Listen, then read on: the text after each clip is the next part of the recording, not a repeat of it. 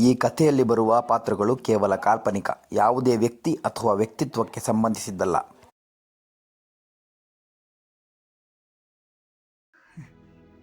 ಮಗ, ಇತ್ತೀಚೆಗೆ ಚಾನೆ ಚಳಿ ಆಗುತ್ತೆ ಕಣಪ್ಪ. ಒಂದು ಟೋಪಿ ತಂದ್ಕೊಡೋ. ತಗೊಂಡ್ ತಗ. ಅದನ್ನ ಎಷ್ಟತಿ ಹೇಳ್ತೀಯ? ಎಲ್ಲಾದ್ರೂ ಹೊರಟ್ರೆ ಸಾಕು ಅದನ್ನ ತಗೊಂಬಾ ಇದನ್ನ ತಗೊಂಬಾ ಅಂತ ತಲೆ ತಿಂತ್ಯ. ನಾನೇನ್ ಕೇಳಬಾರದು ಕೇಳಿದ್ದು, ಒಂದು ಟೋಪಿಗೆ ಇಷ್ಟೆಲ್ಲ ಮಾತಾಡ್ತೀಯ?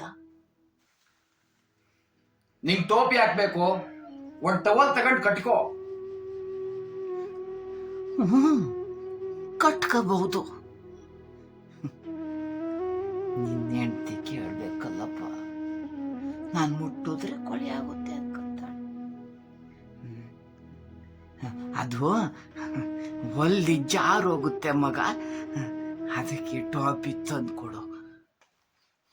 ಒಂಚೂರು ಕೆಲಸ ಮಾಡಲ್ಲ, ಅದ್ ಬೇಕು ಇದ್ ಬೇಕು ಅಂತ ಮಾತ್ರ ಹೇಳ್ತೀಯ. ಈಗೇನು ಕೆಲಸ ಮಾಡಕ್ಕಾಗಲ್ಲ, ಮಾಡುವಾಗ ಮಾಡಿದ್ದೀನಿ ತಗ ಮಗ.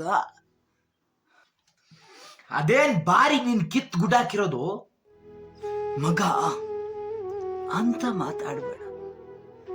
6 ತಿಂಗಳು ಕೂಸ ನಿಮ್ಮವ್ವ ನನ್ನ ಮಡ್ಲಾಗಿಟ್ಟು ಕಣ್ಣು ಮುಚ್ಕೊಂಡ್ಲು. ಅವತ್ತ ಅವಳ ಆಸ್ಪತ್ರೆ ಖರ್ಚು ಮಾಡಿದ ಸಾಲ ತೀರ್ಸಕ್ ಹೋದ್ರೆ ಕೊಡೋ ಕೂಲಿನ ಸಾಲಕ್ಕೆ ಜಮಾ ಮಾಡ್ಕೊತಿದ್ರು. ಅವ್ರು ಕೊಡೋ 2 ಹೊತ್ತು ಊಟದಾಗೆ 2 ತುತ್ತು ನಾ ತಿಂದು ಮಿಕ್ಕಿದ್ದನ್ನ ನಿನಗೆ ತಂದು ಕೊಟ್ಟು ನಾನಿನ್ನು ಸಾಕ್ದೆ. ಇವತ್ತ ಒಂದು ಟೋಪಿಗೆ ನಾನು ಕೆಲಸಕ್ಕೆ ಬರ್ದೋನಾದ್ನ.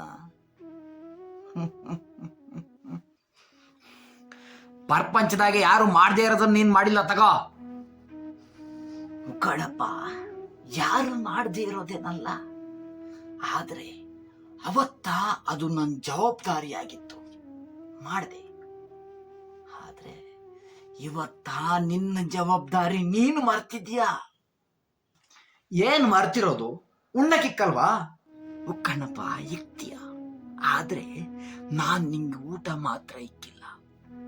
ನನ್ನ ಮಗ ಎಲ್ಲ ರಂಗ್ ಚೆನ್ನಾಗಿ ಕಾಣ್ಬೇಕು ಅಂತ ಹೇಳಿ ನಾನು ಅರಕು ಬಟ್ಟೆ ಹಾಕಿದ್ರು ನಿಂಗೊಳ್ಳೆ ಬಟ್ಟೆ ಹಾಕ್ತಿದ್ದೆ. ಹಂಗಂತ ನೀನು ನನ್ನ ಹಂಗೆ ನೋಡ್ಕೋಬೇಕು ಅಂತ ನಾನು ಹೇಳ್ತಿಲ್ಲ. ನಂಗೂ ವಯಸ್ಸಾಯ್ತು, ಆಗ್ಲೋ ಈಗ್ಲೋ ಬಿದ್ದೋಗೋ ಮರ. ಸಾಯೋ ಸಮಯದಾಗೆ ನನ್ನ ಮಗಂಗೆ ಚೆನ್ನಾಗಿ ಬದುಕು ಮಗ ಅಂತ ಹಾರಿಸಿ ಹೋಗ್ಬೇಕು ಅನ್ನೋದೊಂದೇ ಆಸೆ. ಇನ್ನು ಮ್ಯಾಲ ನಿಂಗೆ ಇಷ್ಟ, ನಿಂಗೆ ಹೆಂಗ್ ತಿಳಿತೋ ಹಂಗ ಮಾಡು. ಆಯ್ತಪ್ಪ, ತಂದು ಕೊಡ್ತೀನಿ.